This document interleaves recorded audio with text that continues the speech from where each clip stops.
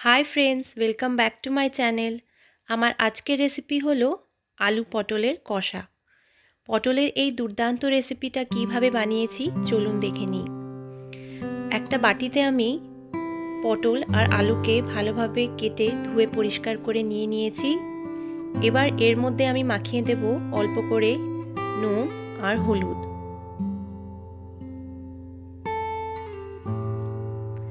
নুন আর হলুদটা পটলের গায়ে ভালোভাবে মাখিয়ে নিতে হবে। এবার একটা কড়াতে আমি নিয়ে নেব সর্ষের তেল। এখানে আমি 2 টেবিল স্পুনের মতন সর্ষের তেল নিয়ে নিয়েছি। তেলটা ভালোভাবে গরম হয়ে গেলে এর মধ্যে কেটে রাখা পটলটা অ্যাড করে দেব। এবার এই আলু আর পটলটাকে ভালোভাবে ভেজে নিতে হবে। 2-3 মিনিট ধরে ভালোভাবে আলু আর পটলটাকে ভেজে নেব। এখানে আলু আর পটল ভালোভাবে ভাজা হয়ে গেছে।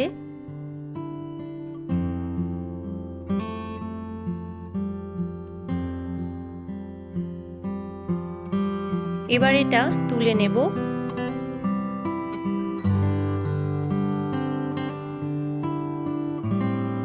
ওই একই কড়াতে আমি অ্যাড করে দিলাম 1 টেবিল স্পুন আরও সর্ষের তেল। এর মধ্যে আমি ফোড়ন দিয়ে দেব। দিয়ে দিলাম 1 টিস্পুনের মতন গোটা জিরে, দিয়ে দেব এখানে একটা শুকনো লঙ্কা, আর দিয়ে দেব এখানে গোটা গরম মশলা।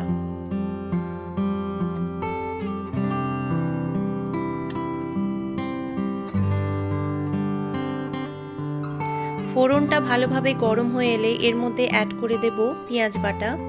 এখানে আমি একটা পেঁয়াজকে ভালোভাবে বেটে নিয়েছি, সেটা অ্যাড করে দিলাম। এবার এই পেঁয়াজটাকে ভালোভাবে ভেজে নিতে হবে। এবার আমি 2-3 মিনিট ধরে এই পেঁয়াজটাকে ভালোভাবে ভেজে নেব।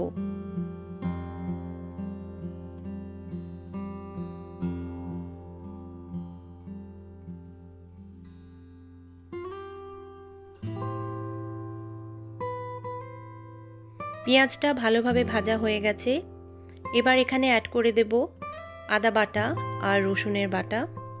এবার এই আদা রসুনটাকেও ভালোভাবে পেঁয়াজের সাথে খানিকক্ষণের জন্যে কষিয়ে নিতে হবে।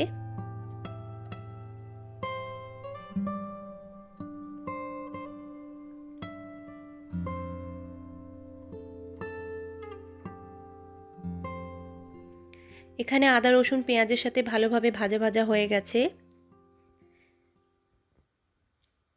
আমি একটা মশলা তৈরি করে নেব। এখানে দিয়ে দিলাম হলুদ গুঁড়ো, জিরের গুঁড়ো, ধনের গুঁড়ো। এখানে আমি ধনের গুঁড়োটা 1.5 টিস্পুন নিয়ে নিয়েছি। আর দিয়ে দেব লাল লঙ্কার গুঁড়ো।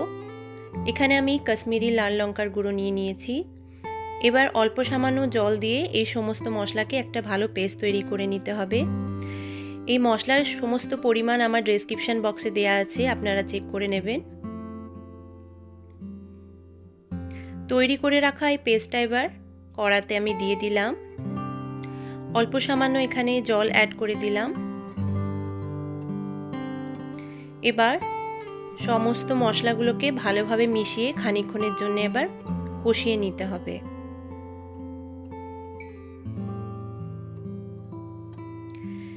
2 থেকে 3 মিনিট পর্যন্ত তেল ছাড়া অবধি কষিয়ে নেব। মশলার গায়ের থেকে তেল বেরিয়ে এসেছে। এবার আমি এখানে অ্যাড করে দেব টমেটো বাটা। এখানে আমি একটা গোটা টমেটোকে ভালোভাবে পিউরি করে নিয়েছি, সেই টমেটোটা অ্যাড করে দিলাম। আরও একবার ভালোভাবে মিশিয়ে নেব। এবার টমেটোটাকেও এই মশলার সাথে ভালোভাবে কষতে দেব। এই সময় এখানে আমি অ্যাড করে দেব পরিমাণ মতো নুন, আর দিয়ে দেব এখানে আমি 1/2 টিস্পুনের মতন চিনি।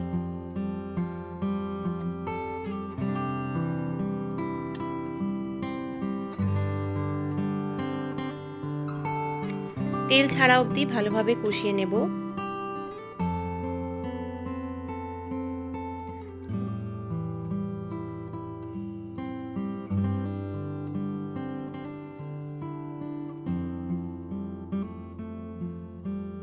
এখানে আমি অ্যাড করে দেব 1 টিস্পুনের মতন টক দই।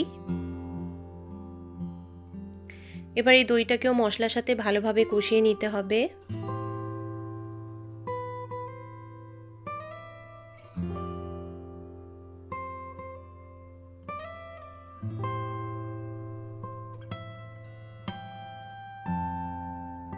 মশলা থেকে ভালোভাবে তেল ছেড়ে গেছে। এই সময় অ্যাড করে দেব আমি ভেজে রাখা পটল আর আলুটা।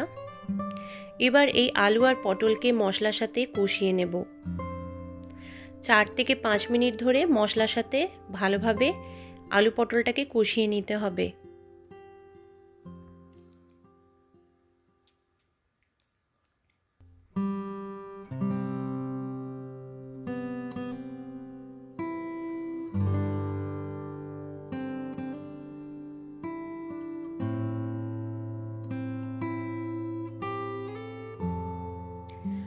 এখানে মশলার সাথে পটল আর আলু ভালোভাবে কষানো হয়ে গেছে। এবার এর মধ্যে আমি জল অ্যাড করে দেব।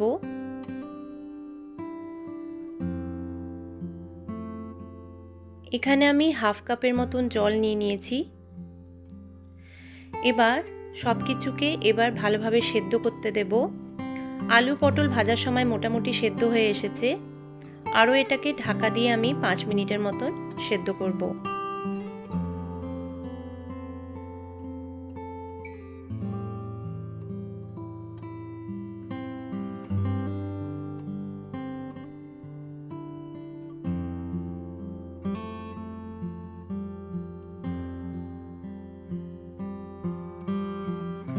এবার এখানে অ্যাড করে দেব গরম মশলার পাউডার, আর সবথেকে লাস্টে দিয়ে দেব এখানে আমি হাফ টিস্পুনের মতন ঘি। রান্না মোটামুটি শেষ হয়ে এসছে। এবার সব কিছুকে মিশিয়ে নিয়ে আমি আরও 1 মিনিটের জন্য ঢাকা দিয়ে রান্না করব।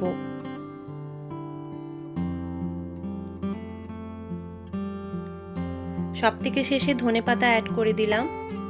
পটলের এই কষা রেসিপিটা একেবারেই আপনারা গরম ভাত, রুটি অথবা পরোটার সাথে খেতে পারেন।